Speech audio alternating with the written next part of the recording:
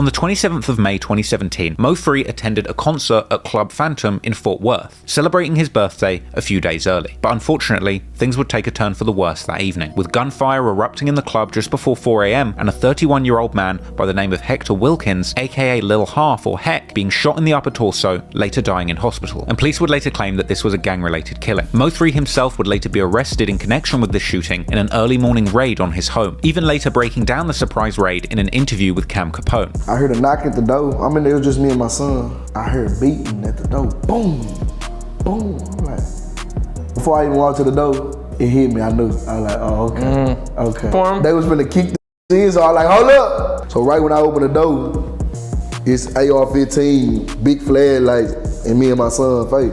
Get over here, get over here. They took the baby. They took the baby? Took him out my hand and threw me on the ground. Looking for guns.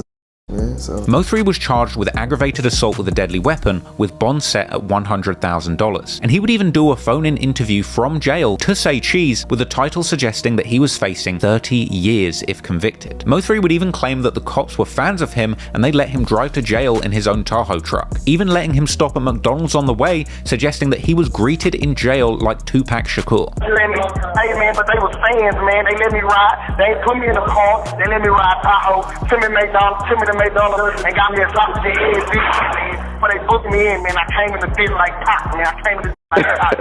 You talking about, man, for real, man. Yeah, man, king of the city, man. Yeah, man, king of the street, man. Shout out to point all the way.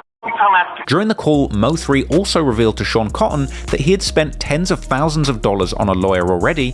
Hey, so I talked to one of your I talked to one of your people, and he said that you spent a lot of money on a lawyer, like $50,000-$60,000. Is that true?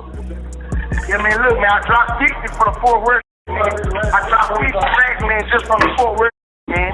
That's just from that, man. Yeah, man. Now I gotta spend another 10 to get out. That's another 10 to get out, man. That's another 10 to get out. They gonna drop another 10 to fight the with Mo3 later revealing to DJ Vlad that he had spent over $90,000 on lawyer fees and essentially went broke trying to beat this case. And I guess you spent like $90,000 in lawyer and court fees? Yeah. I couldn't buy my son no Similac milk. No $13 can of milk. Ultimately, Mo3 said that the police were following rumors on social media suggesting that he was responsible for the shooting, but the charges were ultimately dropped. People were saying, Mo3 did this, Mo3 did this, Mo3 did this. You know, once somebody say your name so many times, you know this who they gonna come get. It's over. It's over. No case. Okay. There's no cases. The person with the name gonna get the blame. You get what I'm saying? But things weren't all good for Mo3, because apparently due to the negative attention he got from this incident, Epic Records decided to distance themselves from him. They ain't want nothing to do with me. Oh, because the shooting incident. Yeah. And after his split with Epic, the following year in October, Mo3 would release the song True Story, where he seemed to address the incident. The video came along with an eerie introduction where we see a dead Mo3 in the morgue, whilst the mortician tells somebody on the phone that he was killed in his own city. I don't know, I think it's some rapper. He got shot. Heading home in his own city. And over the course of this prophetic video, we would see Mo3 himself rapping next to a coffin and his own grave, which of course represents his own death, as well as rapping lyrics that appear to reference the shooting in Fort Worth, saying that he damn near lost his life that night, and going on to rap about being blamed for the murder, suggesting that the situation was a setup and it was nearly him that got killed, saying others in his position would have done the same thing. He would rap that he'll kill before he becomes a victim, and Mo3 later told Cam Capone in an interview before his death that this was the last shootout he was in and that he still loves Fort Worth despite this incident. Shout out to Fort Worth. I still love the phone. I ain't got no problem. I ain't got nothing against them. You get what I'm saying? No, night gone bad. And, you know, somebody died. It's never been fully revealed to the public exactly what happened that night, but some have connected the dots. And considering Go Yayo hails from Fort Worth, and that there'd previously been tension brewing between them on stage, putting two and two together, many believe that this altercation had something to do with the tension between Mo3's HSM crew and Go Yayo's Hood Fame crew. Story goes, Mo3 and Go Yayo had been on opposite sides of the club that night, yelling and throwing gang signs in each other's direction. Apparently, at a certain point, Mo3's threats towards Go Yayo were interpreted as a diss towards the entire city of Fort Worth, causing that nightclub full of Fort Worth natives to turn on Mo3. Allegedly, at this point, he had tried to escape the club, being escorted out by his manager, ultimately with an exchange of gunfire erupting and a man being left dead. After the incident, an Instagram post apparently from the victim's sister would confirm that her brother got shot 8 times because of Go Yayo and Mo3 beefing at the club. And Mo3 himself would even release a statement from his Facebook account under the alias Marcus Mack, saying that he prays the victim pulls through, but he's not the one to blame, saying that a lame local rapper set him up and that he had to defend himself against a whole club, but he doesn't know anything about a shooting and now he has the cops on his case. A while later, Dallas comedian Roy Lee would also weigh in on the drama between these two rapping rivals, saying in a real-life interview that Mo3 is up against the whole of Dallas and Fort Worth. We have right now the Mo3 and Go Yayo situation, man. What's your take on that? Man, they're crazy, man. It's like Mo3 against Dallas and Fort Worth. Ain't nobody on my side. Roy Lee went on to suggest that Mo3 was in the club in Fort Worth when the whole club turned on him after somebody stood up and called him out, even joking that he would have shot women and kids to get out of that situation. You gotta think about where he was at. You know what I'm saying? You way out there and somebody get on the table and say, he said, here. Damn. So the whole club against you? All right, when I get back to the car, I'm shooting kids or whoever. Y'all better move y'all out the way. Roy Lee would go on to say that Mo3 is at the stage in his career that he needs real armed security. If you got enough money, get a police officer out here with you. Yeah. You need some money that's bigger than you and taller than you to say move, get out the way. Yeah, can really walk with choppers. Clearly, a lot of tension was brewing in the DFW, and going forward, unfortunately, things would only escalate further, with yet more lives being lost. And unfortunately for Roy Lee, despite being a comedian, his comments would find him caught up too, right in the middle of a Dallas gang war. The Dallas comedian Roy Lee had been a close friend of Mo3's during his come-up. Mo3 said that he became a fan of Roy Lee's comedy after watching clips of his in the studio, with the two of them eventually meeting and becoming good friends. I said on my downtime, I'm watching videos of him, you know what I'm saying? I want to give me a little laugh or whatever, you know what I'm saying? He didn't know until I met him, like he was already a star to me. You get what I'm saying? But he looking at me the same way, like, you Mo3? I'm looking at you like, you Roy Lee, though. You going viral. Like, you start strong, so like now that's just my partner. Come on, pull up on what we got going, you know what I'm saying? So from here, Roy Lee would be seen frequently at Mo3 shows during his rise to the top of the Dallas rap scene.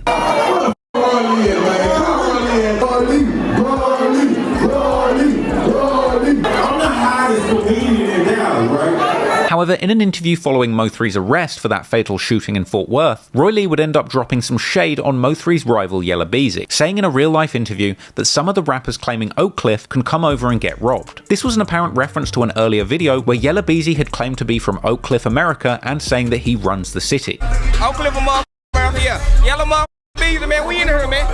Y'all see what this is my city, man. Y'all already know what it is, man. Oak Cliff, America, said that meant that stand on that, man, for real. Come on, you from America, you from Oak Cliff, America. Don't with us till you come on up so we can rob you. Because you ain't really from over here, right? Apparently this comment was taken as a sign of disrespect by Yella Beezy and others from Oak Cliff, and apparently following this interview's release, a fight would take place between Roy Lee and Yella Beezy at the King of Diamonds nightclub. On August the 16th, 2017, Roy Lee took to social media to call out Yella Beezy in a heated rant, admitting to dissing Yella Beezy in the earlier interview, suggesting that he wanted a fair one-on-one fight with Beezy like he was in prison, and suggesting that Beezy and his whole crew had jumped him. I did an interview and I was talking about I ain't lying in the interview. You understand me? This beef ain't got nothing to do with nobody else but Yella Beezy and Roy Lee. This little boxing match ain't got nothing to do with nobody else. All these what's up with them partners back there, Yella? What's up with them dudes back there, man? What's up with them dudes back there? Them riders. Yeah, them riders back there behind you right there. I ain't talking to them, I'm talking to you. Yeah, I want the one-on-one with you. I ain't talking about them. Tell them behind you to chill, man. Tell them to chill. I ain't got number 4 people with me. I ain't called my cousin them. I ain't called my partner them. I know the fight ain't gonna never be able to be set up. You understand me? Because if we was in the penitentiary, them OGs would be like, y'all youngsters go back there and fight one-on-one real quick, man. Go on and get that off y'all chest. You set up the fight. I've been trying to call all the big dope dealers in the city, all the ballers in the city, set up the fight. What's wrong with me setting up a fight and I'm the one that got hit? And everybody talking about let it go. Well, how I'ma let it go if y'all didn't let it go at the Front Park when you got snuck? How I'ma let it go when you got snuck at the club somewhere and you ain't let it go and you seen him at Walmart you was trying to fight? How I'ma catch him one-on-one when he always deep somewhere? When he always 10 or 8 deep somewhere? And I don't be numbered by 4 deep because I'm in a Cadillac. Now it's on YouTube. Now everybody want to interview me about it. I ain't gonna bash them. I'm just mad because you snuck me and then don't want to fight again. Come on, man. That ain't nothing. I'm just talking about square it up. Or you're a rapper, you don't want to get embarrassed, or you don't want to lose, you don't want to get out there and look slouchy. And from here, Roy Lee would go on to do yet more interviews, speaking openly about the altercation and putting dirt on Yella Beezy's name in the comedic fashion that Dallas came to love him for. A few days later, Roy Lee appeared in a Game 101 interview on the topic, elaborating in more detail, saying Yella Beezy tried to sucker punch him in the club and missed, and then his crew from Oak Cliff got involved. Yeah, he came out the DJ booth and tried to hit me. I seen him out the, understand me, at the corner of my eye. I blocked him. And then me and him, understand me, posted up a little bit. And then the guard grabbed me and one of them hit me in the back of my mother head. So how many of them jumped you? It was like, I think 2 of them hit me. Well, one of them hit me in the back of my head, and one of them snatched my chain. Roy Lee would continue to repeat his calls for a one-on-one fight with Yella Beezy, and beginning to call him a new nickname, the Pink Panther, and continuing pushing for a fight. So you waiting on a fight with who? The Pink Man, Pink Panther, whatever y'all want to call him, man. You're just trying to get him around, man, but he running and ducking and dodging. Hold on, man, who you trying to get? Damn, you jumped straight out the gate, man. Yeah. Who you trying to get around with? Yo, Pink, the Yellow Belly, Yella Beezy, man. I seen him at King of Diamonds, and he tried to sneak me, and I got jumped a little bit by his partner and him, but he ain't hit me, so that's why I want to fight him one-on-one. Whoa! Killed him. I mean, plus it'll be good to show the kids that we ain't gotta shoot guns and do all that. Hey, you bet your money right. His career is demolished. Ain't I right for that? Clearly, Roy Lee was upset about the disrespect, and he was hell-bent in interviews to call out Yella Beezy, mock him, and put dirt on his name. Perhaps he really wanted the fight, or perhaps he just felt that these rants made for funny content for his followers. But over the course of these interviews, he would continue to mock Yella Beezy and saying that he's not really from Oak Cliff. What do you mean that he didn't go to no schools in Oak Cliff? He ain't go to no school. He had to go to schools in Oak Cliff to be from Oak Cliff? Yeah, you gotta go to school. Yeah, you gotta go to school in Oak Cliff to help fight somebody. And I guess he's saying, I'm telling him he ain't from Oak Cliff. He ain't go to no school in Oak Cliff. I'm not lying, because if I was lying, he would have been said something. Like, I went here. Perhaps Roy Lee didn't realise at the time that he was playing with fire, or perhaps he simply didn't care that he was dissing one of the city's most beloved street rappers with an army of fans and goons ready to put in work for him. But he refused to let it go and continued cracking jokes in interview after interview. In November 2017, Roy Lee did another interview with Real Life, saying that Yella Beezy had turned down his offer of a one-on-one fight and he still wants get back. But now I called him out to fight for $8,000. He talking about, nah, I don't want to fight. What my lick gonna come back at? I'm gonna get mine, man. And he'd go on to say that him and Beezy can't squash their beef any other way than a fight. And you and Yella Beezy should be squashed. No, I need that boxing match. That's what he's scared of. He talking about, just see him when you see him. Nah, y'all gonna be deeper than me. I don't go number 4 deep to the club. I don't go number 5 deep to the club. Y'all gonna be 7 cars deep, man. Lee would continue calling out Beezy for not being from Oak Cliff and saying that at least Mo3 went to a tough school in the Dallas area. You ain't go to the DISD schools, you understand me?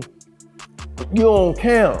That's why it hurted me, because they was with Mo3 and other rappers saying that they wasn't from where they from, but Mo3 went to these schools in North Dallas. You understand me? But he didn't go to Oak Cliff, Sock, Kimmel, Carter. Eventually, Roy Lee would get heated, going as far as to say that Yella is a and that he should stop talking about shooters, even threatening to involve people's mothers and grandmothers. No, you can't get mad at me. I'm the comedian. Now you talking about, nah, I don't want to fight. Now you want to send your shooters. You can get ugly like that. I can screenshot mamas and grannies and Hey, you talking about? They ain't got nothing from here. I'm talking about from here. I ain't talking about from here. That's easy.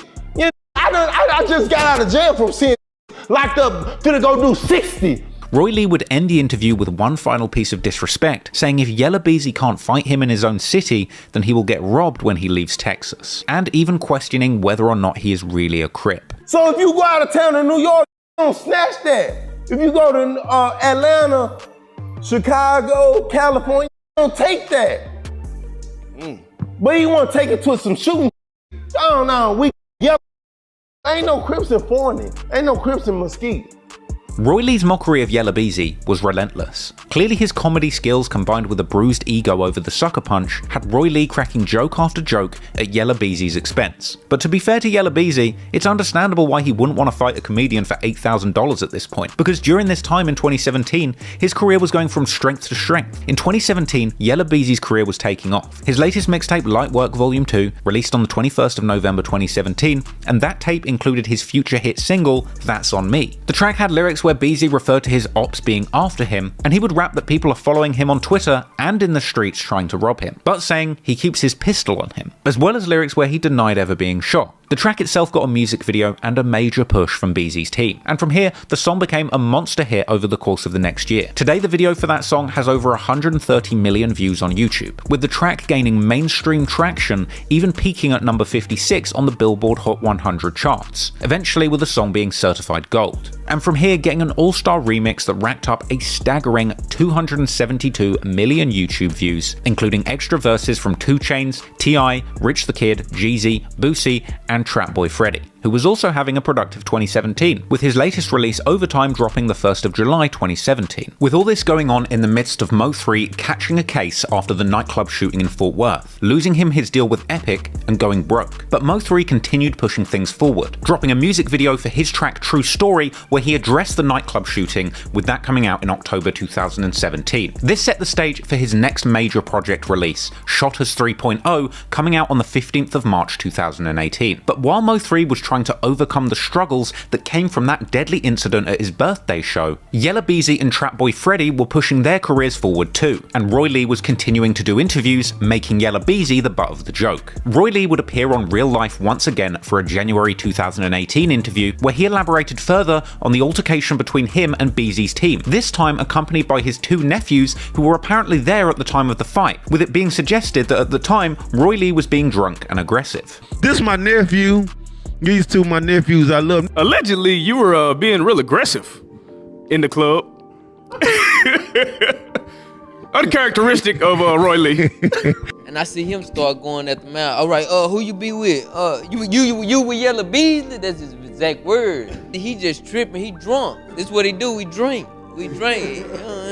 So I'm watching him, he steady asking, oh, you be with Yella Beezy? The don't look like he ain't got nothing to do with that. Confused.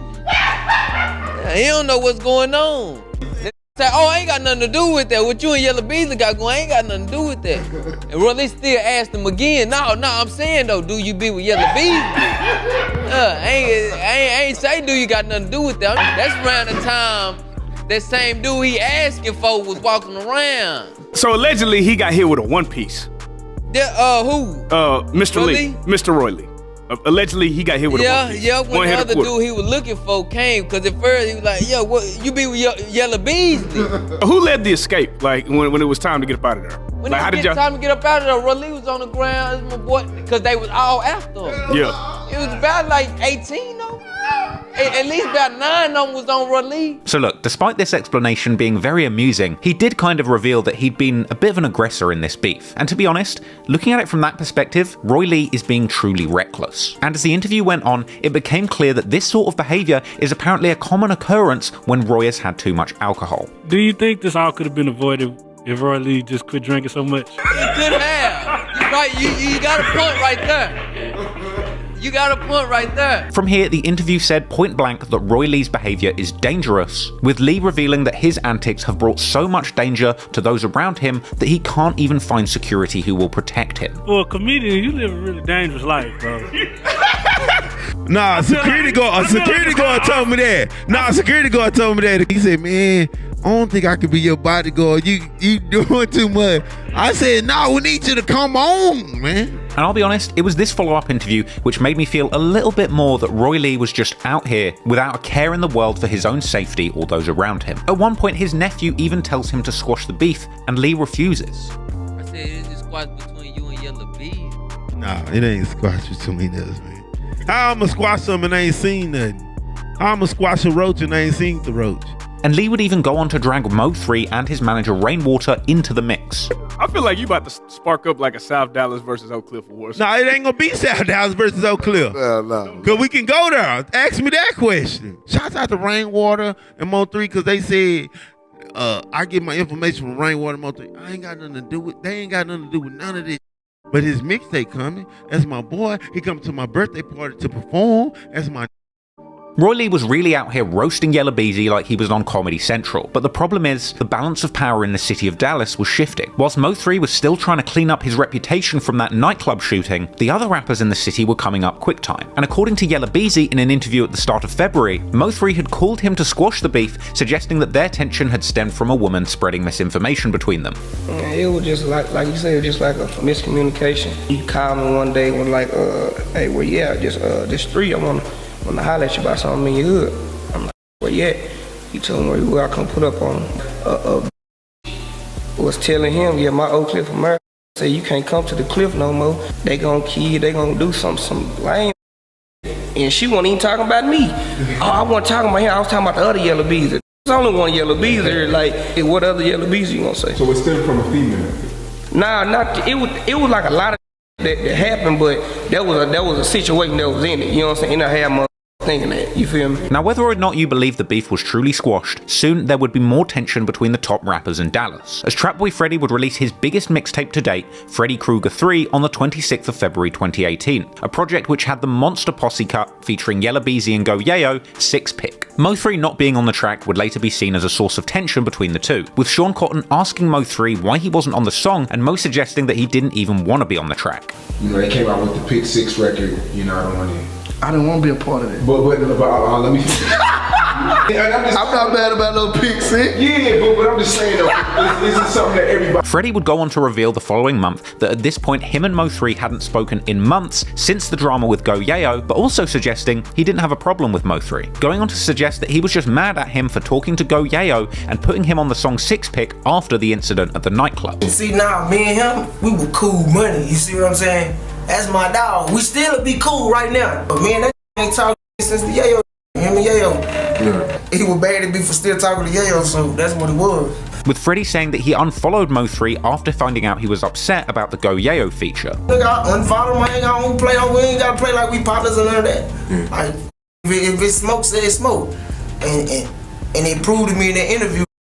Soon after this, a confrontation would take place between Mo3 and Freddy, but the details wouldn't become public until nearly a year later. Meanwhile, with his hit song That's On Me beginning to put Yella Beezy on the map nationwide, he would continue to leverage his newfound buzz into big opportunities, like his banger of a track Up One, which landed a Lil Baby verse for the remix, and a music video which dropped on March the 14th, 2018. Up One with Lil Baby went on to get an insane 93 million views on YouTube, and Trap Boy Freddy would keep his momentum running throughout the year with his latest mixtape No Feelings dropping on July the 4th. Summer 2018 was a buzzing summer for Dallas rap, and Yella Beezy for the time being was the artist to watch. But with all the tension that had been brewed between Beezy and Roy Lee, it was only a matter of time before another escalation would take place. And unfortunately, that's when things would turn tragic, as Roy Lee would reveal to fans on Instagram that he had been shot.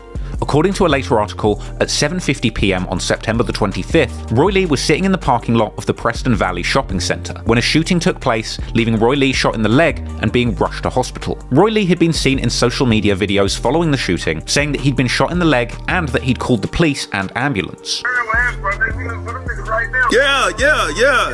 Yeah, man, I'm doing all right, though. Yeah, I had to call the laws, man. I got shot in the leg. I couldn't drive.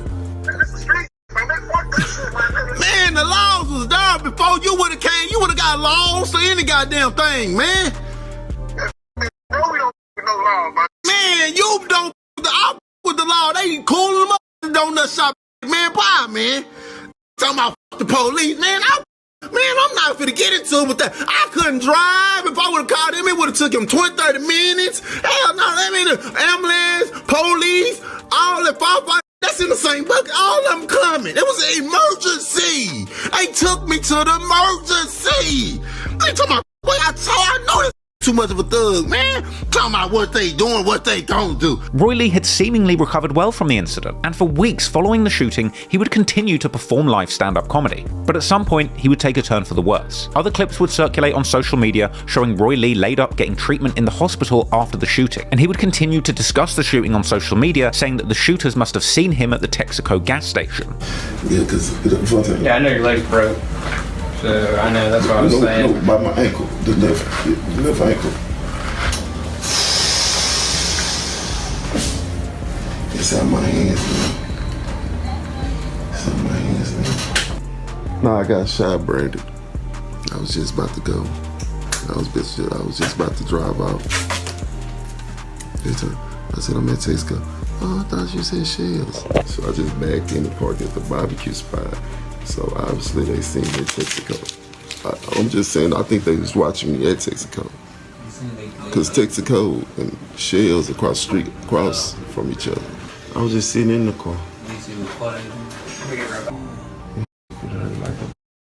And despite briefly recovering from his injuries and continuing to perform comedy, Roy Lee would sadly pass away due to blood clots in his lungs at 1:15 p.m. on October the 13th, 2018, as he awaited another surgery. Roy Lee was beloved in the rap community, even beyond Dallas, with the likes of even Young Thug mourning the loss of Lee on Twitter. Naturally, those close to him in the Dallas rap scene, like Mo3, would be devastated by the loss, with Mo3 later opening up about his friendship with Roy Lee to Adam22 in a No Jumper interview, showing off the commemorative chain that he got made in Roy Lee's memory, and saying that it wasn't right for him to go out like that. What was it like when he passed? It hurt me. Yeah. Yeah. I never put him on a shirt. I never put him on a shirt. Because it meant too much? I put him right here. Shirt. It's like he wasn't supposed to die yet. Like, you know what I'm saying? A comedian. He ain't no gangster. Him getting shot and all this, it's like, that wasn't for you. You get what I'm saying? Like, that ain't even for your whole, you get what I'm saying? Right. Shoot a comedian who tell jokes on Facebook, bro. Local police would appeal for information related to the killing of Lee, but it seemed like the streets would be handling this themselves, because only days after the murder of Roy Lee, the very man who he'd been trying to fight for over a year, Yella Beezy, would be targeted in a shooting that would nearly claim his life. Despite the tension on the streets of Dallas, Yella Beezy had a record 2018. His buzzing hit That's On Me got in rotation on Dallas rap station K104 in March, and the song caught on at other radio stations, eventually becoming radio's #1 mainstream rap and R&B song at the time. Yella Beezy was charting on Billboard, and in September, he would get another industry W. Off the back of his buzz in Texas, he was invited to open for Jay-Z and Beyonce in Arlington at a September spot on their On The Run 2 tour. This was also the song that put Yella Beezy on the radar of rap A&R Chris Turner, who landed him a big deal on LA Reid's record label Hitco. Things couldn't have been better for Yella Beezy at this time in his career. However, the goings-on in the streets had the potential to put the brakes on his incredible career run. Following the tension with Roy Lee, individuals claiming to be affiliated with Dallas Crips were taking to social media and sending threats. You jump Roy Lee, hear me? Yeah, what, cuz? I don't give a what kind of gang you in. What's cracking? I don't know what kind of loc you is, but I don't give a what's up? You might be a neighborhood or a something. I don't know what the you is. I don't know what the you is, and I really don't give a. And you can't do that. You out here, mother, think you tough, cause you got a little money, you got you a little social buzz. Oh, Crip, what's up?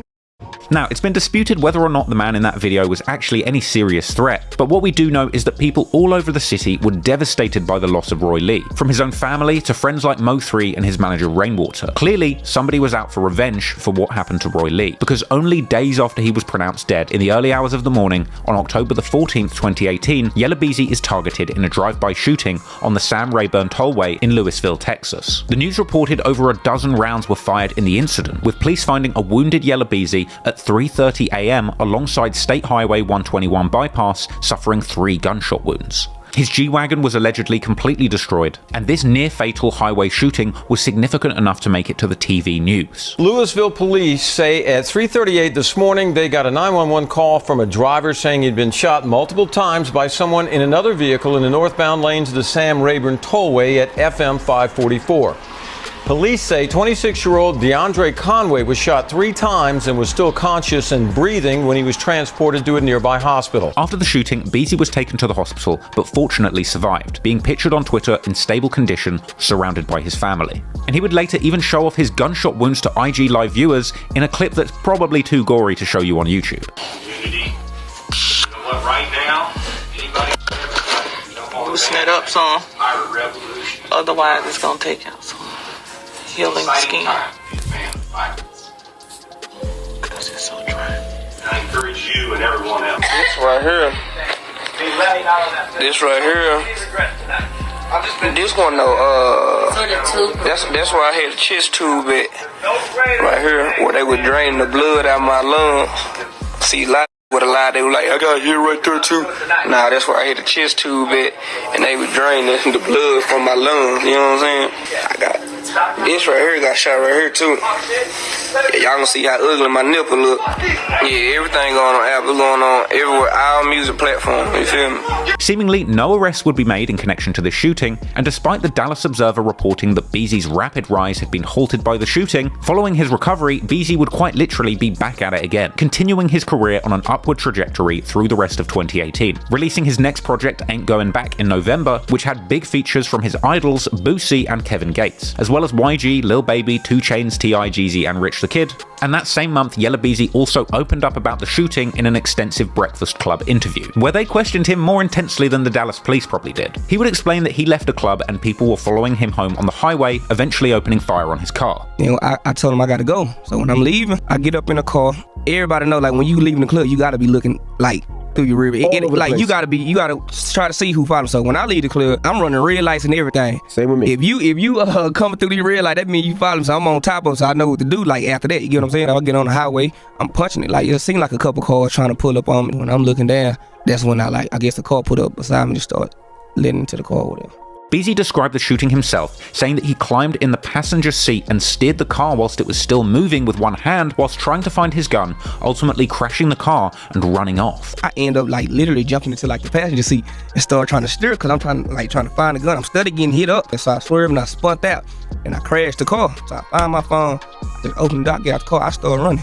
Beezy would also say that he believed the hate against him was all because he's overtaken the other rappers in his city, like Mo3, saying that they can't handle his success. It's just a jealousy thing. Like, a lot of people can't stomach, like, they was once a part, like, where they from, where you from, and now you at a higher level, you know what I'm saying, and they not at that level you at, you get what I'm saying? He would also say that he believes that the entire beef with rappers or anybody, which I guess includes comedian, was not started by him, but he will finish it. When it comes to these rappers and everything, like anybody, if y'all see yelling into something, just know they started it first. 100 times out of 100, they started. No, I just don't start nothing, you know what I'm saying? But I'll be the one to finish it, you get what I'm saying? Like, we take stuff to a whole nother different level, you get what I'm saying? So that's why I stay out of stuff. DJ Envy would then ask Beezy if the shooting was connected to the murder that took place days before, with Beezy denying it. Yeah, that was rumors it was retaliation for somebody that got killed a week before. Man, like, I ain't never spoke on dude in interview. I ain't gonna speak on them, but like, he wasn't even no threat to do no stuff like that. You know what I'm saying? Like, and from here, he would open up and make it clear that they were referring to Roy Lee, with Yella Beezy bringing up Roy Lee's offer to fight, saying that he would have fought him if he saw him,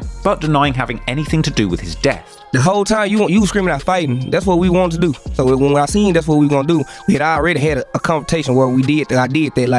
Like you not no threat. Like, rest in peace of him. Like, I don't wish no death on nobody. You know what I'm saying? Like, they ain't had nothing to do with me. Beezy would also break down the shooting and its aftermath with DJ Vlad, giving even more information, saying that nobody was arrested for the shooting, but also saying he wouldn't say if he did know. So you're sticking to the code with all this? I don't know nothing about nothing. Don't know nothing about nothing. Nothing about nothing. Right. However, Detective Vlad wasn't ready to give up on the case just yet, and sometime later he would also ask Mo3 about the incident, with Mo3 seemingly sticking to the street code too. When Yella Beezy got shot up, what were your thoughts about that? I gotta stay out the way. It's the world. You gotta stay out the way, man.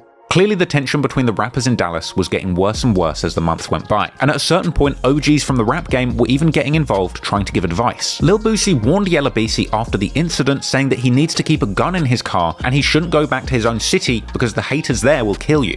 Yeah, Yella Beezy got hit up too. So even when you go back to your city, you gotta have 50 guns around you, man. When you go back to your city, you don't know that you beat up in elementary school won't come back. You don't know that you jumped in middle school. You know, who you took it from, who he loved to death. You don't know when they won't come back. You gotta have 50 guns around you at home, man. You got them on the video, not in your city, man. If they hypnotize or hate you, they gotta hear about you more than anybody. You know, hypnotize with him. You won't murk you. You know, won't put you on a t-shirt. Police got something against you because, you know, you went to school with them. They was in the same class with you, doing better than you went to.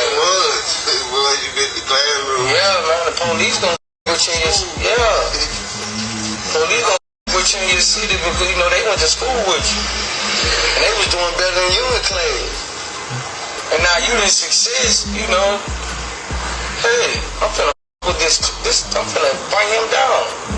Unfortunately, despite being someone both Mo3 and Yella Beezy looked up to, Boosie's words of wisdoms weren't enough to calm tempers in Dallas. And moving into 2019, we'd sadly see more clashes and escalations from these two talented artists. Around noon on the 11th of November 2020, Mo3 is driving on the I-35 highway in Dallas after allegedly leaving the home of a female companion. Whilst he's driving, he begins to be followed by a black Chevrolet Camaro containing two assassins, with the moment this ambush went down being captured on a dashcam video. The assassin's car would eventually overtake Mo3, who at some point would work out that he was being ambushed. At this point, Mo3 would swerve to the right and slam the brakes, at which point the hitters in the other car realize that this is their only opportunity to strike in the middle of a busy freeway amongst speeding traffic. For some reason, Mo3 stopped the car, got out, walked around the back of it to the passenger door. It would appear that he was attempting to retrieve a gun from the glove box. At this point, the masked gunman hop out of the Camaro, approaching Mo3's car with an assault rifle at speed. It would appear that Mo3 simply did not have enough time to retrieve his weapon, so he changes course, instead attempting to make a run for it, sprinting south on the active highway. But unfortunately, Mo3 would not escape his shooters, ultimately being shot 9 times and being left for dead in the middle of the highway as the assassins fled in that same Camaro. And to make this incident even more shocking, Mo3's body would be left in the middle of the highway for a considerable amount of time before the authorities arrived, with numerous clips of his final moments being captured and uploaded to social media, but are far too shocking to show you on YouTube. A member of the public was seen administering CPR as civilians tried to get the scene under control. But unfortunately, efforts to save him failed, and a lifeless Mo3 would remain laid out on the highway as shocked Dallas residents passed by. Eventually, the police would arrive and take control of the scene, with news helicopters capturing footage from the air. And soon, the local news would be making full reports on this brazen broad day murder. A manhunt is still underway after a deadly shooting along I-35 not far from the Dallas Zoo. Investigators say when the suspect walked up to the victim's car, the victim got out and tried to run away. The suspect shot him in broad daylight right there on the highway. A lot of people have been talking about the shooting on social media, and some of them say the victim is a well-known rapper in Dallas's hip-hop circle. A Dallas rapper is dead today after he was shot on I-35. 28-year-old Melvin Noble, also known as Mo3, was shot on I-35 northbound near the Beckley-Zane curve. It is a stark example of the city's struggle to control violent crime. Police say the victim, a hip-hop musician named Mo3, was approached by the killer on I-35. Both men stopped their vehicles. The victim got out, took off, started running, but was shot several times on the highway. A bystander inside another vehicle was also hit. They released these photos. The images are pretty clear, but as you see, the suspect is wearing a ski mask.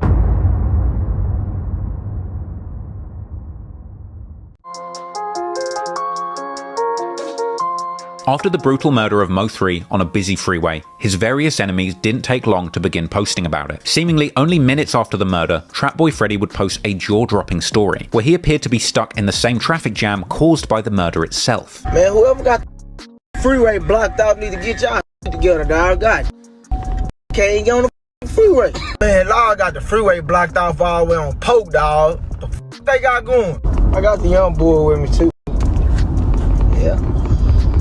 And some would go on to point out that Freddy's location in these posts were mere minutes from where Mo3's body had been laying in the road, raising suspicions that he might have had something to do with it. Freddy would apparently post tributes to several of his own dead friends immediately after Mo3's death, before going on to claim that it would be time for him to pop a bottle and celebrate what had just happened. For the pop some bottles. It's bottle popping time. House party time.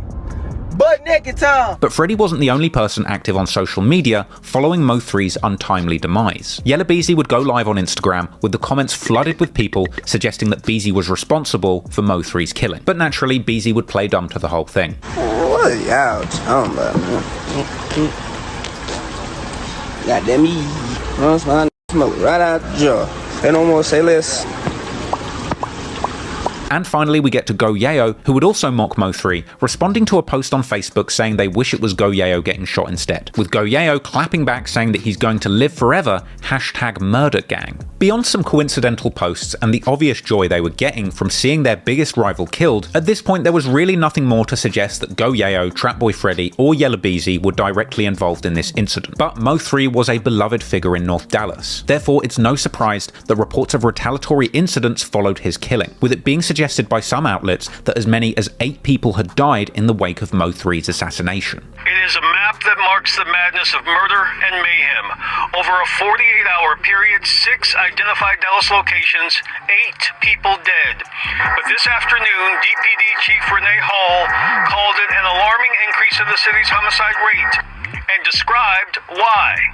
In truth, I'll tell you, like many other cities, we are in the midst of a perfect storm of events, fueled by anger, irresponsibility, the trials of a pandemic, and most of all, people using guns and violence to solve their problems. Chief Hall confirming today the brazen murder of rapper Mo3 on the Dallas freeway last week has set off a series of violent shootings now being investigated by the Dallas Police Department and the FBI.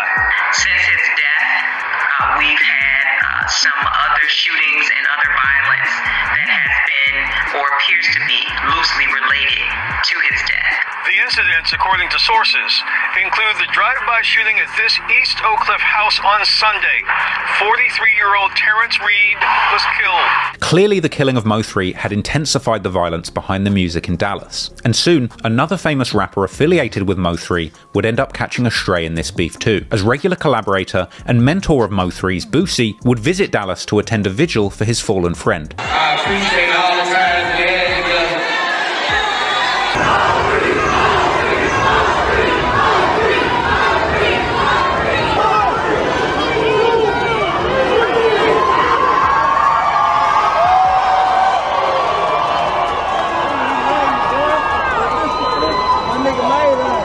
However, it would seem that sometime later, while still in Dallas, Boosie would end up being shot in the leg himself. Well, tonight we have confirmed that rapper Boosie was shot in Dallas. That word coming from Mo3's manager, Brandon Rainwater, but he didn't give us any more details. Police say someone called 911 and reported the shooting at Big T Bazaar earlier this afternoon. But when officers arrived, they didn't find anything. They did say someone later turned up at a nearby hospital with a gunshot wound. However, they don't know if it's related. TMZ is reporting that the Louisiana rapper was in fact shot in the leg and is being treated at a hospital. Boosie was among the hundreds of family and friends who attended last night's candlelight vigil for Dallas rapper Mo3. Boosie would later open up about surviving the shooting in a Vlad TV interview, and he'd later be seen recovering with his mother. But once the dust had settled on Mo3's death and the violence that followed, the Dallas police would eventually make some progress on the case, with it being announced on the 10th of December 2020 that the first person had been charged in connection with Mo3's murder. Keywan Dontrell White, a 22-year-old aspiring rapper from Dallas who went by the nickname FGC Banzo Bling, with court documents suggesting that the cops had received a tip regarding White's involvement in the killing and undisclosed evidence likely to be cell phone data that cops had used to place White at the scene of the murder when it happened. And following his arrest, incriminating images from his own Instagram would circulate. Like this one, apparently posted only 2 days before Mo3's murder, with the caption, "He put a bag on him, now I'm up," with White holding an enormous pile of cash and a rifle suspiciously similar to the one used in the murder. As well as 2 weeks after the murder, he was seen spending a large amount of cash at a jewelry store. And another image circulated, seemingly showing the car used in the crime parked outside outside wherever he was when this picture was taken on the surveillance video. And even after his arrest, he would post previews of new songs with lyrics where he claimed he will hop out of the whip and let it spray. But to make matters worse, the accused killer had apparent ties with Yella Beezy, as following the arrest, pictures would circulate showing them together. But clearly unfazed by the recent going-ons, at the top of 2021, Yella Beezy would post on Instagram saying that he was celebrating the end of 2020 by putting his haters in the dirt. Hey man, new year, new blessings.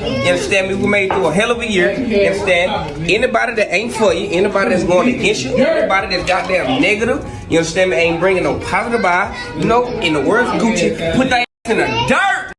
Damn! For sure, you did. Here we go. Take a toast. Also in January, Mo3's accused shooter would do an interview from jail saying that he's doing good and that this is just what comes with being a gangster. Man, I'm feeling good, man. I mean, this living life, man. You know what I'm saying? This come with a gangster, man. It's what it come with. You feeling good, fam? Yeah, man. I can't do nothing but it is what it is. You know what I'm saying? I'm locked up. I can't do nothing more than just live life, man. You know what I'm saying? Ain't this the first time I did time? Man, I'm innocent, man. I ain't did nothing, man. I'm just a rapper. That's it. A rapper. I'm innocent. He would go on to discuss having become famous since catching the case, saying that his brother Ducky P told him about all the views that he was getting since being revealed as a suspect in the Mo3 murder. But your Instagram account had 1,000 or less followers. It's now at 18.6. When Ducky told me, he was like, I had called Ducky one day. When I came to the field, I called Ducky the first day I came. I was like, what's up? He was crying. He was like, damn, you finally made it. You famous now. You finally got what you wanted, but the wrong way. Like, man, you famous now. What? So my story getting 100,000 views. Post getting 100,000 views. So shit, I was like, damn, it's crazy. I done been famous, but for the wrong thing, and it's not even true. And he would go on to deny any connection to Yella Beezy, despite the pictures of them together. Like, people are saying, like, you know Yella Beezy, you've been in a few pictures with him. Like, what's y'all's relationship? Yeah, I don't know nothing about that. You know what I'm saying? I don't know nothing about that like that. But on the outside, unsurprisingly, all of this going on had the authorities looking at Mo3's enemies closely. And in February 2021, Yella Beezy is arrested after being caught by undercover officers with 5 guns in a bulletproof SUV after leaving an Oak Cliff strip mall. Now that certainly wasn't sufficient to link Beezy to Mo3's killing, but regardless of the added police attention, that didn't stop Trap Boy Freddy from dissing his fallen rival. As in March 2021, he would continue dropping diss songs aimed at Mo3 despite him being dead. Freddy's track Laugh Now would quite literally be a song asking Mo3 to laugh at him now, along with a music video showing Freddy rapping out the side of an SUV whilst driving on the same roads Mo3 was killed on, with Freddy even including a shot of that same road sign that he shared when he was mocking Mo3's death on the day of the murder on the same road. And he would rap lyrics literally saying that Mo3 laughed at him and now Freddy is laughing back. The whole song is a scathing diss aimed at Mo3 and mocking the way he died, rapping things like, I heard they jumped out the whip and he got ran down, saying look how the beef panned out, and that the shooters caught him with his pants down, and he would go as far as to saying that he's putting bags on people and trying to pull up and get them. He would rap that they're catching body after body, telling his ops to dig their friends up, and even saying that his enemies should have thought about the consequences before dissing them, even ending the track by saying that the diss songs are what got people killed. This was a wild song that realistically painted a clear picture of Freddy's involvement in the situation. But while Freddy was going viral for his distasteful song about the hit on Mo3, the man himself, Mo3, was making hits from beyond the grave, with his posthumous single Outside, aka Better Days, releasing in March, coming along with a hook from OG Bobby Billions crooning about the ops being scared to come outside and nobody being safe, along with eerie lyrics from Mo3 himself where he rapped about stepping on his ops and showing no mercy, even ending the song with an ominous lyric about running down on ops. This track would peak at 92 on the Billboard Hot 100, the only song of Mo3's to ever land on this chart. The song would remain there for 7 weeks, and it would appear on his posthumous album Shot Us Forever, released in April 2021, with that project landing at 36 on the Billboard 200 albums chart, the highest ranking attained for a project in Mo3's career. But while Mo3 was making hits from the grave, that same month, another person would be linked to the hit itself, as on the 23rd of April 2021, a second suspect, Devin Maurice Brown, would be charged in the connection to the killing of Mo3, with it being reported that Brown was the one upset that Mo3 was with a certain woman, with it being suggested that Brown had contacted another witness multiple times on the day of Mo3's death, asking if he was at a specific location, with apparent cell phone records connecting both alleged killers, Brown and White, with them apparently speaking on the phone numerous times on the day before and the day of the murder, with cell data even indicating that the first suspect, White, had been close to Mo3's location the night before the killing. When the cops swooped in on Brown, they found a stolen AK-47 in his closet, as well as $3,200 in various illegal substances. So, with the two main suspects in custody, despite no plea or trial taking place for the murder as of this recording, it would seem for the time being that the facts around Mo3's death had been explained. But even with those two shooters in custody, all eyes in the Dallas rap scene were still on Mo3's biggest rivals in music, who for some reason would continue to court attention off the back of this tragic feud, ultimately bringing them a whole lot of unwanted attention. And the younger generation of Dallas drill rappers have been trying to carry the torch and pick up the mantle, but unfortunately, one of the most promising names in the new generation of Dallas drill has unfortunately just lost their life, and it's another huge loss of potential when it comes to the city of Dallas. Now, about 2 years ago, okay, the rapper Rundown 4 dropped his song Head Tappers. This became his most popular song, and look, I'll keep it real.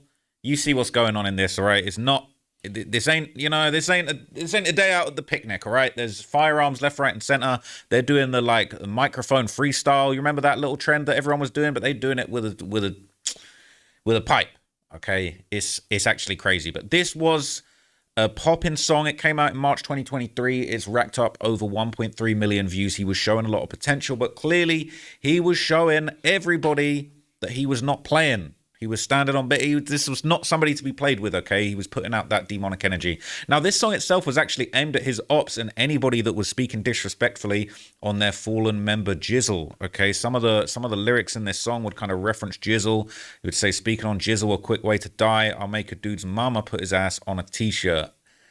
So he was in deep in the streets, okay? It's very, very, you know, it's very easy to see what was going on. Now, shout out to Dallas Drill, okay? He dropped a great video on Rundown 4's death, and he broke down all of the background of his gang, which is known as PCE.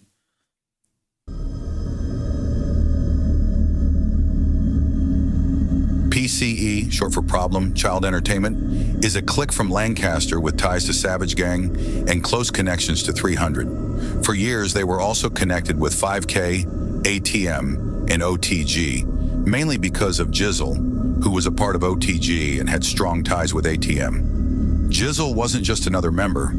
He was the link that kept these alliances together, someone people in different crews trusted and respected. But even the strongest connections can't protect you from the streets, and for PCE, that trust would soon be tested and forever shadowed by tragedy. On January 11th, 2022, Jizzle and 3 other men tried to rob someone during a transaction. The plan went wrong fast.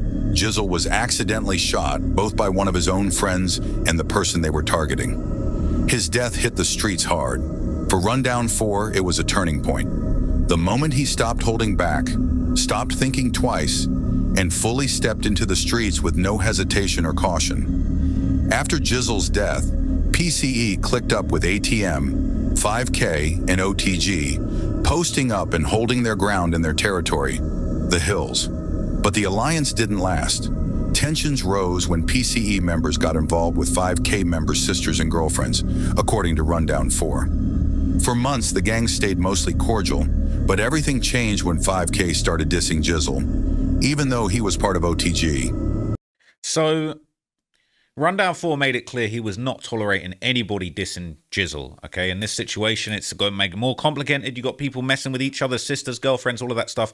Now, Rundown 4, he would also go by another name, okay? He would go by another name, Coco, and he went viral in 2023 for attempting to press one of his ops inside the courtroom. Look at this, all right? This is actually crazy that he would even be doing this, all right? Check this out.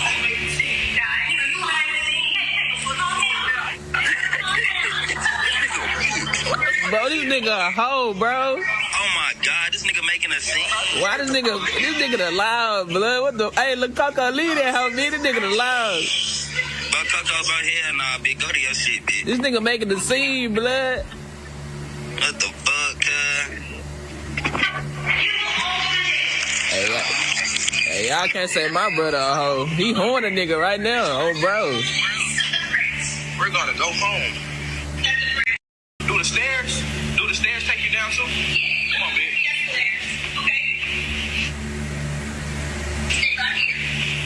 Have a good Quay day, man. Niggas be weird, bro.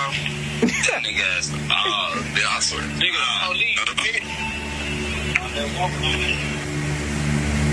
So this was apparently him, my bad, basically confronting his op, Thuka D, in court, okay? And when these things are going out into court, man, like, you basically asking for trouble. Like, you think you're really gonna have an altercation in the courthouse, and the cops aren't gonna look into you, aren't gonna dig into what you guys got going on? Come on, man, you gotta move a little bit smarter than that. But right before his death, Rundown 4 would allegedly be on live with official Dallas Drill, okay? So he was tapped in with these pages. Everybody that's spreading all the news and all the information about what's going on in these streets, he was tapped in with them, right? First go. I'm from wherever these niggas want me to be from, bro.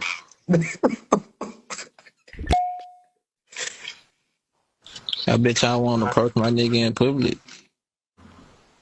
That nigga say Collin County drill. What the fuck? You need to delete that whole page. Well, I swear, because ain't no drilling going on in Collin County. What? This nigga asking for too much, bro. So we the Joe. What the fuck? What the fuck be going on in Collin County? That nigga not shit, bro. Like, bro, this fan ass nigga, bro. What the fuck is Collin County drill, bro? Like,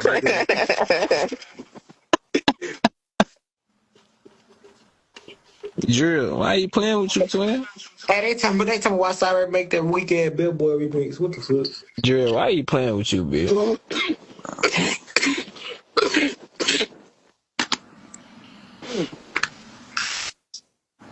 Man, where my nigga Ben Frank at? Yeah, that's sleep. Hell, Drill got more beat than us. I swear. But Drill, they say you from Frisco. I'm from wherever these niggas want me to be from, bro.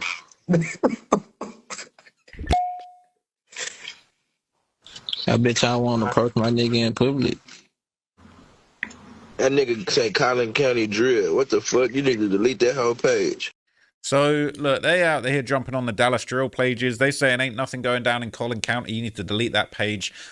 But he clearly was tapped in what's going on, and everybody that's following the drill scene, and unfortunately, they would soon find out the very tragic news that one of their most prominent and promising artists from the Dallas Drill community would have his life cut short. Apparently, he was killed later on the same day as going live with the Dallas Drill page, which just makes this even more tragic. Now, reports would come out of a fatal shooting in Dallas, Texas. This would say Dallas police investigate fatal shooting on Lancaster Avenue. It says a man was found dead from apparent gunshot wounds after Dallas police responded to a shooting on November the 21st, 2025 in the 800 block of North Lancaster Avenue. The incident occurred around 6:30 p.m. and the victim was pronounced dead at the scene by Dallas Fire Rescue. The investigation is ongoing and is documented under a case number, and according to a press release from the Dallas Police Department, authorities are urging anyone with information about the case to contact the detectives. Now, the victim was indeed identified as Rundown 4, and according to rumors, this shooting actually happened after an attempted robbery, and his ops would unfortunately immediately react online. So this was the post going around on Dallas Drill's page. Obviously, they were just on the phone with this guy, man. And it says Rundown 4 got shot after trying to rob the wrong person. They dragged his body into the middle of the street. His condition is still unknown, but the streets are already saying he didn't make it, man. And this will be the post. It would say that he was shot after an attempted robbery. His body was dragged into the street. And people would be dissing immediately. This would be 1D Glock. You would say, put his ass in the air then. It's CEO Gucci would say, wait, who got ran down? I rock with CEO Gucci's music. People saying we ain't smoking jizzle no more. This is over with. People were commenting some crazy posts, man. It's just, it's out of line, okay? They're saying, better pull it, Undertaker. I'm smoking you until 2075. No more jizzle for the rest of the year. No more jizzle. Smoke that for it. Hit harder. People saying the dude said, F my cousin. I hope he checked. It's really sad, bro. I don't condone any of these comments, but this is unfortunately just how disrespectful the drill scene gets, whether it's Chicago, New York, England, Dallas. When somebody dies in the drill community and they're a known face, they're a known member, they're out here dissing, standing on business against other people, this is how it gets. This is, this is how it plays out, man. It's very unfortunate. Now, an alleged video would also capture what sounded like witnesses reacting as the incident unfolded. As far as I'm aware, we're not going to be able to see what happens, but you can hear people reacting to the, to the incident, basically. So I've got the alleged video right here.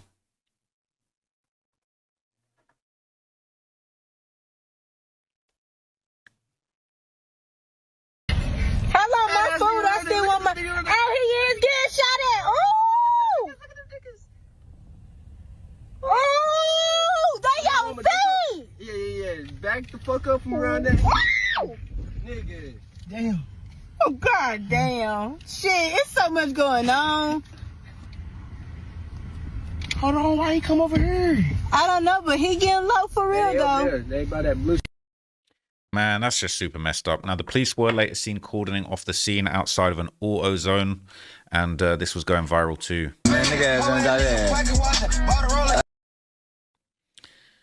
Yeah, it's sad, man. And I got it spotted.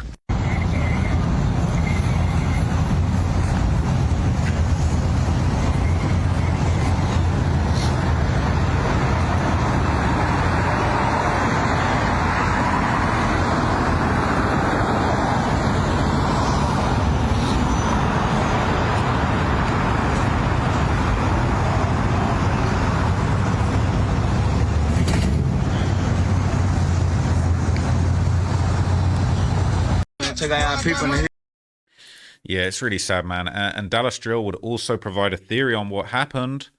He's very familiar with the law with Rundown 4, and he would suggest that this situation may well have been a backdoor and a setup based on what he understands. Rundown 4 went out the same way he had mocked TG, backdoored, killed, and robbed.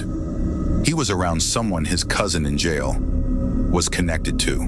Those people set him up, even high. Way too high, he stayed alert. The drugs slowed him, clouded his senses, but he still had a switch, ready if he needed it. They came for him. They tried to rob him. He wasn't going, so they killed him and took what they came for. There had been warnings before. Pootie had called Rundown 4 out for being around them, for bringing them around PCE. He brushed it off. They were his cousin's people. On November 21st, 2025, at around 6:30 p.m., Dallas police responded to a... So we already know the details, man, but they're saying that it was really a backdoor. Now, just hours after his death, it only took a few hours for his ops to be jumping on a diss track and dissing him straight away, man. It's very disrespectful. Got booked for a blick in the hills. Why the fuck is you over there trying to be friends? So they're saying he got bucked for a blick. Why is you over there trying to be friend? They're saying the dude can't even accept my collab post. Wake up. It's very disrespectful, man. Clip if he's starving, this bitch had finna eat 10. Let off some shots, these bullets got acid inside. Just watch how this bitch eats skin. Man, it's drill music for you, bro, but it is really sad to see. 3 in the feds, now I'm back for the win. I've been chasing that sack, so I rack at the end. Niggas be dissing and choking on niggas. These rap ass niggas ain't never even shot it. Niggas be sliding for jizzle, but priorities fucked up. You ain't even go get his Glock back. Went through the games that were having a big dice game. Just ass in town, I popped it, popped it, popped it, popped it. I'ma keep it ATMK, nigga, nobody shot back. Free little... You know, this is just how it goes, man. You know, this is how it goes. They don't wait more than a few hours to dish you. And obviously, Rundown 4, he was obviously somebody that had, disrespected other people, dissed other people, all of that kind of stuff, man. Now, the rapper D Glock would also react on live, celebrating the death of what he called his favorite op.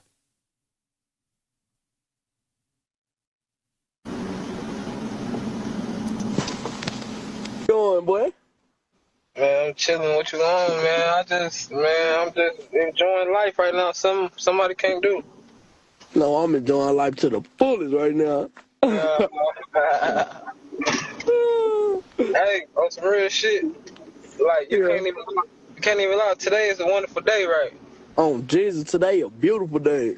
That's what I'm saying. Like this sun is just beaming on my face. Like I'm feeling good, man. I woke up. They said your favorite object died. Man, that's not your favorite. At first, I wasn't trying to believe that shit, though. I kind of still don't believe that shit, though. No, his ass is gone. His ass is gone? That's over with, bro. You don't see shooting. You don't see none of them niggas posting them niggas. They don't love him. I'm gonna get up off this hot, brother. Love you, cuz.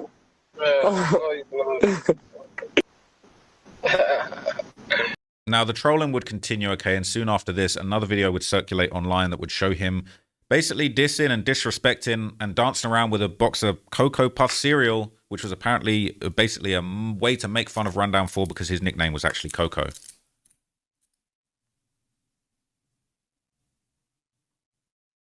I'm gonna say his name, but I can't smoke worse than me. Been smoking on too long, new strand. Yeah. It's mad disrespectful. Okay, mad disrespectful. You see what's going on here, right? Now, D Glock, he has now been trending recently after calling out of town rappers like Q50 for linking up with the city's ops, and arguably now with Rundown 4 out of the way, D Glock might just be, you know, the next up, the next, not just the next big face of the city when it comes to drill music, but unfortunately also the next big target. For putting stuff like this out there, he's got to be careful. So I would say to him, you know, it's all fun and games now, but it's laugh now, cry later, and you got to know how to move correctly if you're really putting out this kind of energy. Feature with Q, nigga, fuck Q50, nigga. Making that song, that nigga. Nigga made a song with my ops, nigga. He called you, huh? Come on, come. When the TG run, I just told you to drop his body. 4 o'clock on my mama, and that whole bet, nigga. When I say that whole very disrespectful, like, I don't hear shit from nobody though. When I was in jail, niggas was out here having their way, niggas out here popping it, niggas was steady dissing my partner, niggas had out of town niggas dissing niggas from Dallas that need to do something about they bitch ass partners that's in they city. It was like too much shit going on, but niggas know like I'm back now. Niggas know I'm the one who got all this shit popping. Nigga, I'm the one who started all this shit, nigga. So, you know, he's dissing Q50, he's saying, like, you guys was dissing our friends, you ain't even know our politics, and you was over here, you had a bunch of out-of-towners dissing our dads, you need to lock in and do your thing. Obviously, this is, you know, some examples of Q50 tapping in with people that, you know, he got issues with. Now, another rapper he would call out, he got a few problems in Chicago. Now, Q50 is a scary dude. You know what I'm saying? I wouldn't call out Q50 like that, all right? Q50 said a few choice things about me. He's rapped about me before, and that's definitely someone I'm trying to stay in the good books. But another person, okay, another fearsome Chicago member, Vonoff 1700, who has a lot of motion, but also there's a lot of rumors about him being involved in certain things, certain hats, all right? Need I say more? He would call out Vonoff 1700, and he would also, Von would clap back and basically call D Glock a D-Rider, okay? This is the back and forth. Hey, Jamie, what we on? Yeah, and y'all keep saying, I seen that shit, y'all talking about D Glock diss me. His ass is a fucking goofy. When he first got famous and shit, like when we first got famous and shit, he was calling my phone, dick around me. My dad homie, he was dick around me, he ain't had no problem. But then, when I was on the phone with FBG Murder, but now, his ass fresh home chasing clout, his ass dick around. Respond to no broke ass nigga like that. Broke gray. Hey, what we on? So he basically calling him out. He's saying I don't respect him, all right? He was D-riding on me. Now, one person who especially was hurt by the loss of Rundown 4 was, of course, Dallas Drill himself, who, you know, not only was on the phone with him before, but obviously been following his career, probably supporting him, hoping that he would, you know, have some success in his career. And that definitely is going to hurt his feelings after they just tapped in and spoke that very day. It's been a minute since y'all heard this AI voice. I'm at a complete loss for words. For the past 2 days, I haven't been sleeping, barely been eating. I don't even know my purpose in life anymore. When Rundown 4 died, a piece of me died with him. Yeah, I'm a blogger. But these last 2 days got me really debating if I should say fuck this shit and fully jump off the porch. Start spinning for Coco with Pootie and Shuda. I don't care, man. This shit hurts. I don't promote violence. Well, maybe I do, but that's beside the point. These PCE niggas better put violent, vicious, ruthless belt to ass across Dallas for Rundown 4, or I'll do it my damn self. We were just on FaceTime a week before this. Coco, why? My birthday tomorrow and I can't even enjoy it. Fuck these niggas, man. Dallas Drill to the end. Well, it's been a...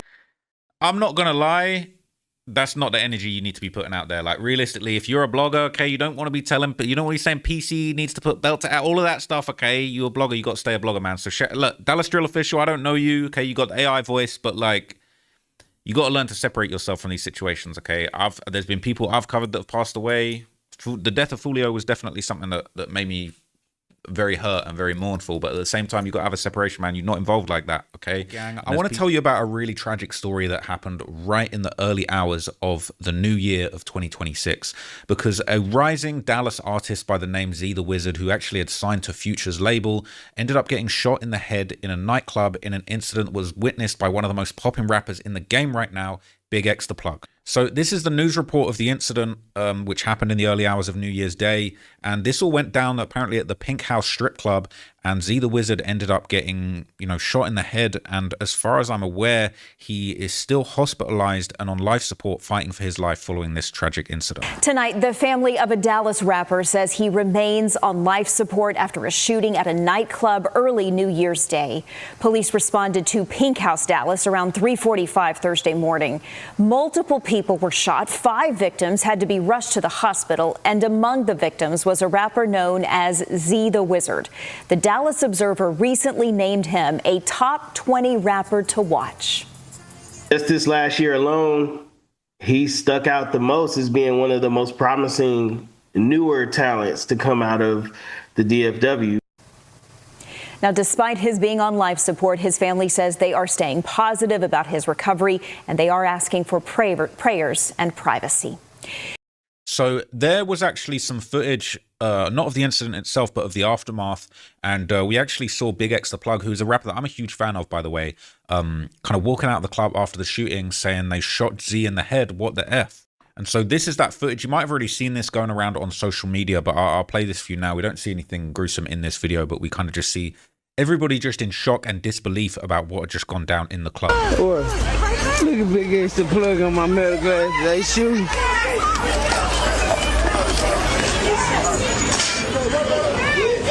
Man, they tripping, bro. What the fuck? Boy. So as you heard him say, he said they shot Z in the head. What the F? It's super, super messed up, man. And what's really unfortunate is in the lead up to that shooting, Big X the Plug was seen inside the Pink House strip club, where the atmosphere in there seemed pretty positive. It seemed celebratory. It seemed like everybody was having a good time bringing in the New Year's. And then just things went absolutely left at a certain point.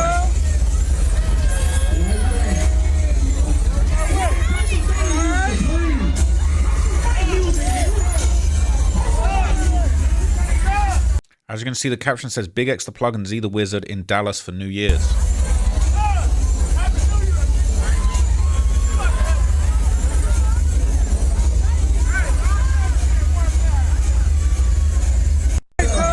Now, it's unclear where this whole situation ended up going so left, but the channel Dallas Rooftop actually compiled a timeline of that evening's events, basically showing Z the Wizard throwing stacks of money inside the club roughly 40 minutes before the shooting went down.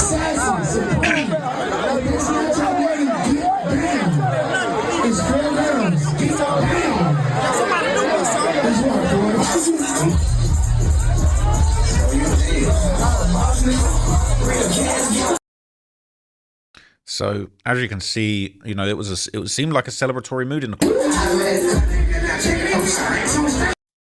So, people were having a good time in there. That's Z the Wizard. He was on stage having a good time. Money was being thrown. It was a good night in the strip club. Girls having a good time. It's really not an environment. I mean, I don't really go to the club like that, to be completely honest with you.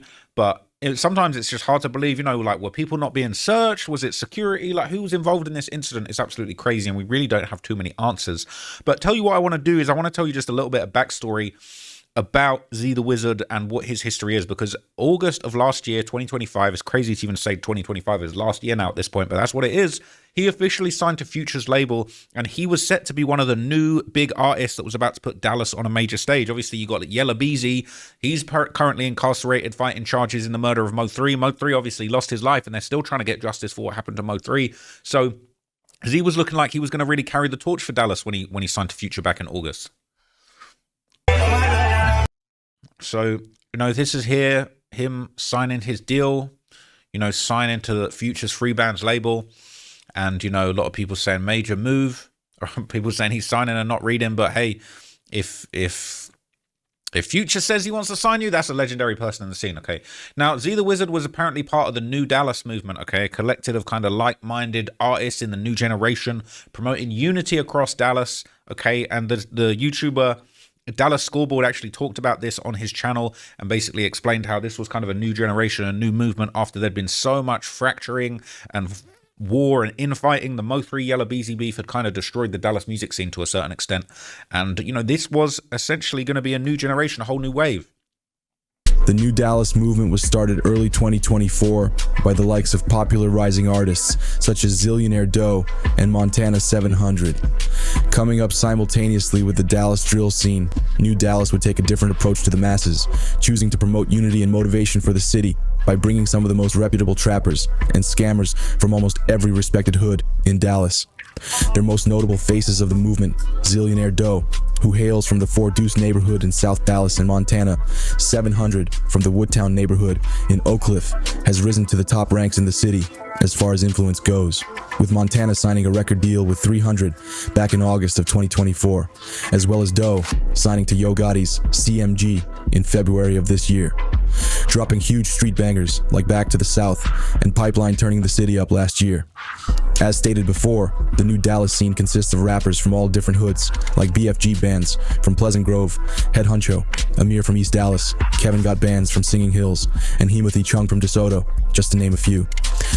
So this was a whole new movement, okay, and it said that they brought trappers, scammers, dope boys, all types of, you know, nefarious street cats from Dallas together under a movement of unity. And this is kind of rising at the same time as Dallas Drill. And they're basically saying this is actually, you know, this was at least to a certain extent trying to unite a bunch of groups. But then as you can see, there's kind of allegedly been conflict between Dallas Drill and the new Dallas scene and all that kind of thing. Now, interestingly, okay, on $1 million worth of game, okay, rapper Head Huncho would basically try and, you know, break down and explain the history and the purpose and vision of the new Dallas scene. And basically there would be a whole new Dallas episode of $1 million worth of game, really just promoting this movement.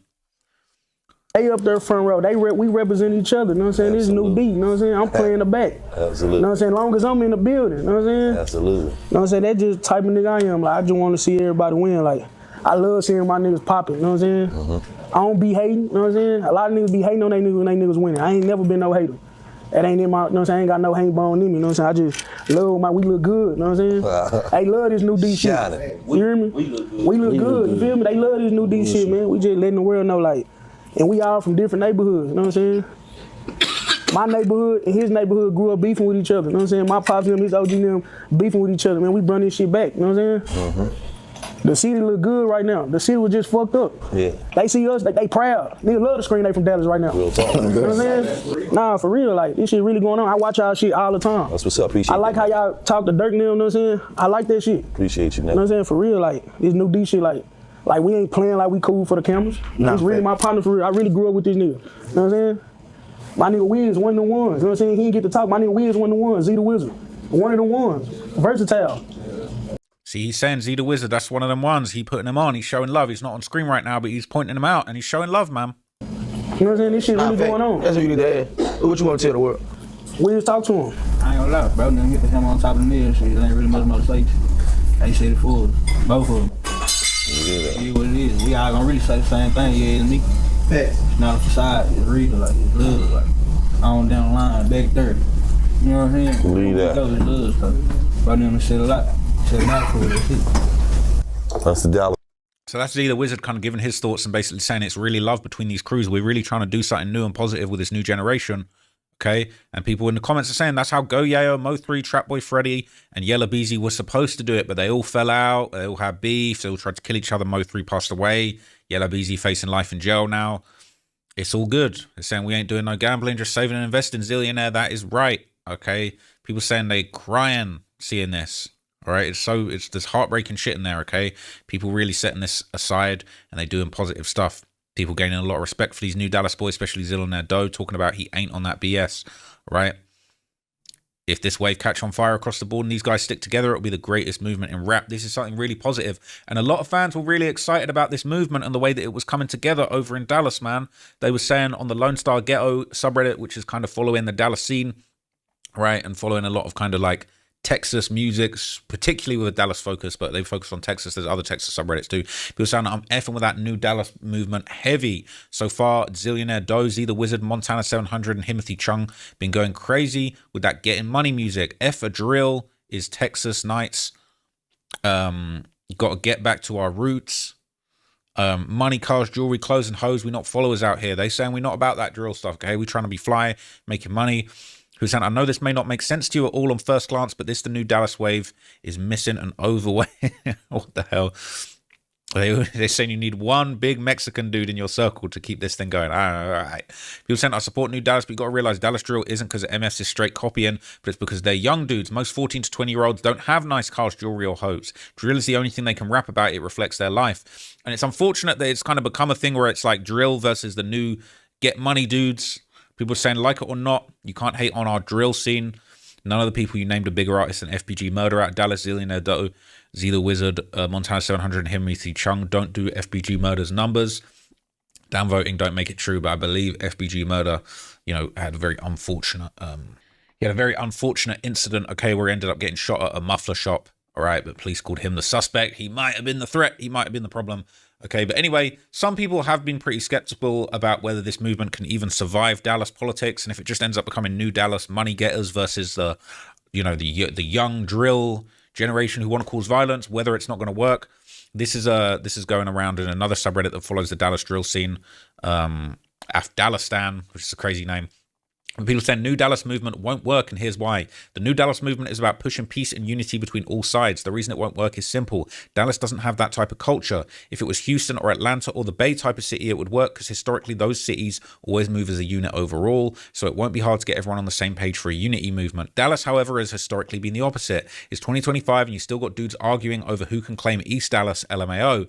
Dudes are debating whether or not Highland Hills is Oak Cliff, debating whether or not North Dallas is the suburbs full of white people. Dallas has always and will always be a city divided. That's just the culture of the city. Don't even get me started on how they treat people from the immediate outskirt areas like Mesquite, Garland, and Belch Springs. This isn't me hating on the new Dallas movement. It's just facts. Dallas culture by default is being divided. It will literally take generations for all of Dallas, really the Dallas-Fort Worth area, to move as a unit the same way the Bay Area dudes do. People saying Dallas is full of hating ass dudes that don't want to see each other win, so they slime each other out and kill each other. That's low-key what was going on with Mo3 and Yella Beezy by the sounds of it. Says they want to act like bringing hoods together, but the whole time them dudes been knowing each other for years and years. It's dudes in different gangs from different hoods all over Dallas. That stuff look good and sound good to an MF on the outside looking in, but they don't know what's really going on, but they really ain't bringing the city together. People saying facts, they low-key be blackballing people. No way Kevin Got Bands didn't blow up before Montana. People saying this why? Snakes. It's a crab in a bucket city. Dudes can't just get money together and live life without trying to hate and despise the next man. Now, as of yesterday, there was some new information circulated about the shooting, and a recent news report from WFAA would actually give some more details on what went down in the shooting where Z the Wizard got shot in the head. So this is kind of a news report going down, and it basically says rising Dallas rapper. Hold up. So this says, rising Dallas rapper Z the Wizard remains on life support following New Year's Day shooting at Nightclub, family says. Despite the online reports to the contrary, the rapper's family confirmed to WFAA he is still alive and receiving medical care at a local hospital as of Saturday morning. It says, as rumor of his passing continues to circulate on social media, the family of rising Dallas rapper Z the Wizard confirmed to WFAA that he remained hospitalized and on life support as of Saturday morning. The performer, born Zaquari Cannon Grant Fields, was among the victims struck by gunfire in the early morning hours of New Year's Day after, according to Dallas police, an altercation broke out at the grand opening of a new Northwest Dallas after-hours club called Pink House. That is an unfortunate way to have your grand opening go down. It says 5 people were transferred to a local hospital for treatment, one of them in critical condition, and family members later identified Fields to WFAA as the victim, whose condition was classified as critical. Z the Wizard had actually been booked to perform at the Pink House Dallas on New Year's as part of its grand opening celebrations. According to his family, he took to the stage shortly before midnight and played to a crowd that included members of his own family. But after his family left, Fields remained at the club to continue continue celebrating the holiday before arriving at home. However, his family said they received calls about the shooting and immediately returned to the club turned crime scene. Family members, including his mother and father, then joined Fields at the hospital, and they've remained with him since. Doctors are only allowing immediate family members into his hospital room at the moment, and according to the family, Dallas Police Department also beefed up security around the hospital in order to manage the several visitors who have attempted to see the rapper, including fans who don't even know him personally. The family says that even extended family members are not being allowed entry into the hospital at large, with police citing ongoing safety concerns as detectives continue investigating the shooting and work to identify any suspects. Family members tell WFAA they're grateful for the attention that they're receiving from Dallas police, not just for the safety of their loved one, but also for the benefits of the hospital staff. And the family continue to ask the public for privacy and prayers, man. It's a super sad story. You know, I'm a big fan of the Dallas music scene. I've been following it for a while. I did do a big video about Mo3 a few years ago. I did a deep dive into kind of his backstory and his life. And, you know, I was sad to hear how everything went down with him.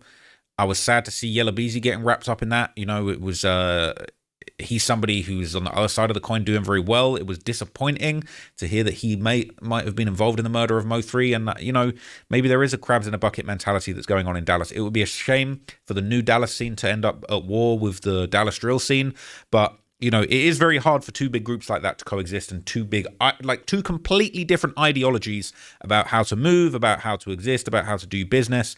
That is very hard for that to exist. But this news about Z the Wizard is very unfortunate. He had just signed a Futures label, and I really just, you know, prayers up for him, wishing him and his family all the best in this dark time, man. Hopefully he makes a full recovery and gets back to the music game.